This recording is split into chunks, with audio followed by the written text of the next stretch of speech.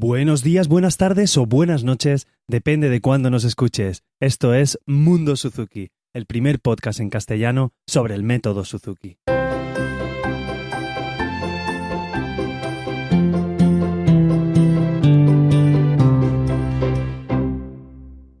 Hola a todos y bienvenidos a un nuevo capítulo de Mundo Suzuki, el podcast donde hablamos sobre todo lo relacionado con Suzuki. Yo soy Carmelo Sena, profesor de guitarra Suzuki, y a través de este podcast me gusta compartir mi experiencia en el día a día como profesor y todo lo que voy aprendiendo sobre esta apasionante metodología. Comenzamos un nuevo capítulo de estos capítulos cortos que voy haciendo. Este se ha demorado un poquito, disculpar, pero el inicio del curso ha sido muy intenso con los horarios, la nueva gente que se apunta y gracias a Dios este año se han apuntado muchos niños en mi escuela, así que estoy súper contento. Y bueno, vamos allá. Este capítulo es el capítulo 5 y lo he denominado La escucha. ¿Vale? Porque creo que es una parte importante que muchas veces no le damos la importancia, valga la redundancia, que tiene. Os voy comentando. Por ejemplo, aunque el método está basado en la escucha, ¿vale? Vosotros pensar cómo empiezan a aprender los niños a hablar. Primero les decimos una sílaba, luego una palabra, luego otra, y así vamos aprendiendo a hablar. Les decimos, bueno, la primera sílaba, por lo menos los papás, lo que vamos haciendo es decirles papá, mamá, cosas cortas y repetitivas, como puede ser papá, mamá, o, por ejemplo, coche, casa, mesa, les vamos enseñando estas palabras y así aprenden poco a poco a hablar. Entonces, sucede lo mismo con el método Suzuki. Debemos escuchar, los peques deben escuchar a los papás tocar el instrumento y a los papás y a las mamás, y también nosotros debemos aprender escuchando el CD. Entonces, muchas veces se puede escuchar la afirmación que dice, no tenemos tiempo para escuchar porque debemos tocar. Bueno, vamos a ver. Por ejemplo, un ejemplo que quiero daros. El maestro Suzuki, después de una interpretación desastrosa, ¿vale? Imaginemos que escuchaba a un alumno y hacía una interpretación desastrosa. Lo primero que hacía siempre es un comentario positivo, ¿vale? Pues respecto a la posición del cuerpo del alumno, o por ejemplo, oye, el dedo 3 ha mejorado muchísimo, o no sé, has conseguido tocar sin mover apenas la cabeza, no has movido casi los pies. Siempre hay que hacer la valoración positiva. Eso os lo he recomendado en anteriores capítulos. Y bueno, después de este consejo, digamos, o de este primer comentario positivo, es cuando aconseja al estudiante no tocar durante una semana. ¿Vale? Parece un poco contraproducente, pero bueno, le aconseja no estudiar durante una semana y escuchar 3 horas al día el CD.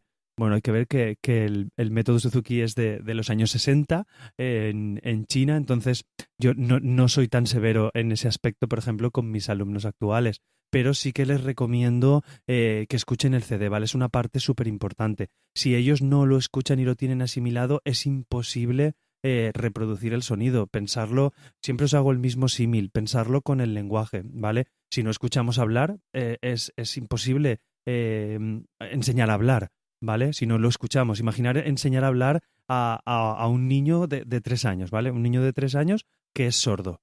Sé que hay maravillosas personas y hay maravillosos centros donde son capaces de realizarlo y donde consiguen poco a poco, pues con gestos, con instrumental necesario, la verdad es que lo desconozco, pero enseñan a hablar a personas que no han escuchado, aunque bueno, si alguna vez habéis escuchado hablar a una persona sorda, la fonética que tiene en la voz no es exactamente la misma. ¿Por qué? Porque no lo han escuchado, no se puede repetir, ¿vale? No lo pueden repetir. Entonces, esto quiero haceros reflexionar el por qué debemos escuchar y es tan importante escuchar. Escuchar tanto el CD Suzuki que tenemos todos, que cada cierto tiempo se va revisando y hacen revisiones de las canciones y nuevas grabaciones, tanto así como pues ahora tenemos la ventaja, por ejemplo, de YouTube. En YouTube es una gran fuente de escucha, por así decirlo, además inmediata. Tenemos los móviles, las tabletas, los ordenadores. Os invito a que busquéis el nombre de vuestras canciones y escuchéis diversas interpretaciones, tanto de otros niños como de profesionales, como de profesores. Yo, por ejemplo, en el YouTube de mi escuela, los de guitarra, si quisierais entrar a verlo, bueno, es Andantino Escuela, en YouTube ponéis Andantino Escuela y yo tengo grabado de momento todo el volumen uno con la guitarra. Ahí lo podéis escuchar y yo que sé, es un buen punto de referencia. De referencia. Son mis versiones y es la forma como yo lo tocaba, por ejemplo, el año pasado. Si veo que voy evolucionando, pues posiblemente los vuelva a grabar. Pero bueno, no es que me escuchéis a mí en ese sentido. Lo que quiero decir es que escuchéis diversas interpretaciones, ¿vale? Que de todo se aprende. Tanto de un niño, que a lo mejor podéis escuchar un niño o una niña de la edad de vuestros peques tocar la misma canción con el mismo instrumento o con otro, porque sabéis que en Suzuki muchas veces compartimos las canciones. Tía Roddy la tenemos casi todos los instrumentos, Remando Suavemente también, o Lightly Row. Eso sí, cuando busquéis el nombre de las canciones, mi recomendación es que busquéis el título original en inglés, ¿vale? Porque seguramente encontraréis más opciones. Yo las traduzco al castellano, pues Song of the Wind le llamo Canción del Viento, pues no busquéis Canción del Viento, buscar Song of the Wind que encontraréis diversas interpretaciones.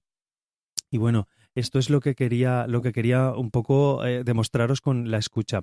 Me gustaría, como en estos capítulos estoy dando algunos juegos, me gustaría daros un juego, ¿vale? Que además es un clásico en muchos campos, ¿vale? En muchos campos de la educación este juego es un clásico, aunque también en la música, por eso lo metemos aquí. Entonces, el juego consiste en lo siguiente, ¿vale? Es hacer un dibujo, ¿vale? Y os planteo el juego de diversas maneras. Por ejemplo, que pinten vuestros alumnos y seáis vosotros los que mandéis. Me explico, ¿vale? Hay que hacer un dibujo, ¿vale? Imaginar que hacen los peques un dibujo y vosotros tenéis que dar las indicaciones verbales, ¿vale?